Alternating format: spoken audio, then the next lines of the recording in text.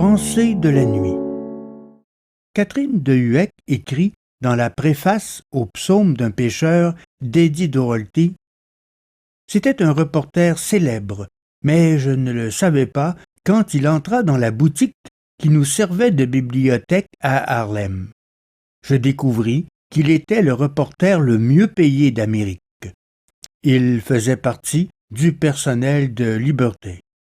Il avait écrit pour Hollywood. Il avait été correspondant de guerre en Angleterre et plus tard, il avait écrit pour le Chicago Sun.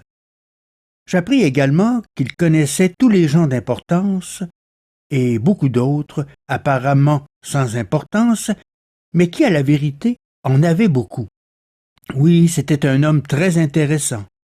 Le jour vint où il me demanda de l'épouser, et bien après avoir dit non pendant 2 ans, le jour vint où je dis oui. Voici une autre page des psaumes d'un pêcheur d'Eddie Dorolty. Mon Dieu, beauté éternelle et infinie, le soleil brille sur au moins 1 pied de neige. Le monde est fait de diamants en poudre. La journée est froide. Un petit vent vif taquine les poils de la longue barbe de l'hiver. Tout là-haut, le vent, tel un berger, guide ses troupeaux brillants vers de nouveaux pâturages bleus. Les routes sont ouvertes et saupoudrées de sable. Les conifères ruissellent comme de l'hermine et scintillent comme des sequins. D'autres arbres lèvent leurs bras blanchis pour protester contre la fin de l'automne. Des geais bleus crient.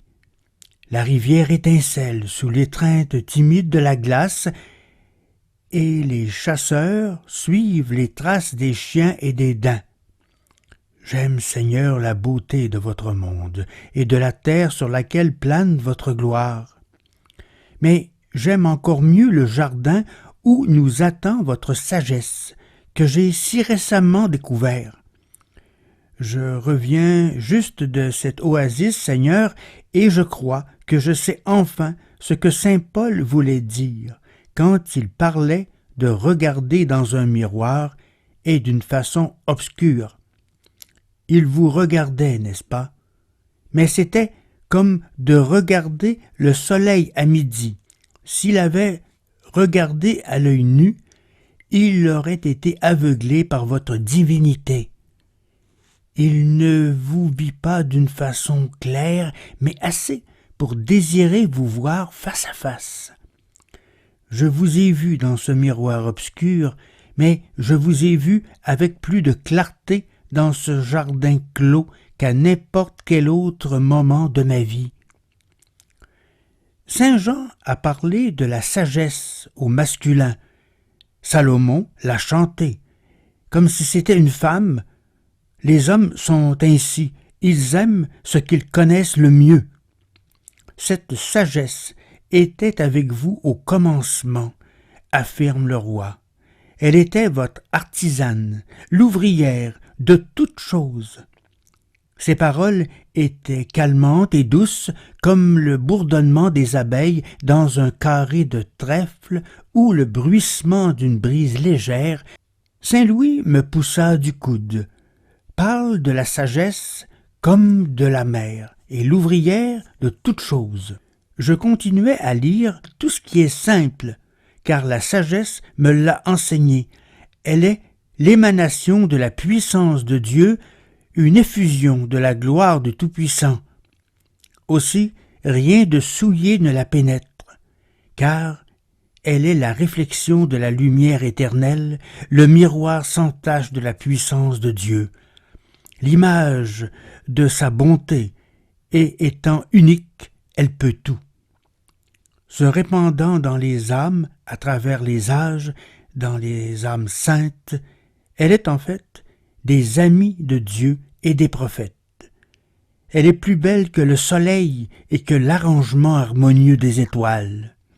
Comparée à la lumière, elle l'emporte sur elle. Elle va d'un bout du monde à l'autre et dispose de tout parfaitement. Le vieux Salomon parle si souvent de la lumière, si souvent je me rappelle que Jésus est la lumière qui est venue éclairer le monde des païens. Je suis issu de la bouche du Très-Haut, et j'ai recouvert toute la terre comme une nuée. Je demeurais au plus haut des cieux, mon trône sur les nuées. Moi seul, je parcourais la voûte des cieux, par la profondeur de l'abîme, j'allais. Sur l'océan, sur la terre, sur tous les peuples et toutes les nations, je régnais. Partout, je cherchais un lieu de repos, une lignée où je puisse demeurer. Avant les âges au commencement, il m'a créé, et à travers les âges, je ne cesserai d'exister. Je m'élève comme un cèdre du Liban, comme un cyprès sur le mont Hermon, comme un palmier à Engaddi, comme un rosier à Jéricho. C'est l'histoire de la chute d'un homme dans le jardin de l'Éden et la solution que votre sagesse a trouvée pour résoudre cette situation impossible. L'homme avait péché contre son Créateur, contre son Dieu. Il lui était impossible de réparer sa faute, car il n'était qu'un homme. Une justice infinie demandait qu'il soit puni, comme Lucifer l'avait été. Un amour infini, tout aussi puissant, insistait pour qu'il soit racheté. Vous aviez déjà un penchant pour nous, pécheurs que nous sommes, Seigneur. La première preuve de cela, vous l'avez donnée à Adam et Ève quand vous les avez vus trembler de froid, honteusement dans leurs feuilles de figuier. Vous, leur Dieu tout-puissant et courroucé, leur fîtes des vêtements de peau. Vous les avez habillés décemment, vous avez veillé à leur confort. Votre justice combattait votre amour, votre miséricorde.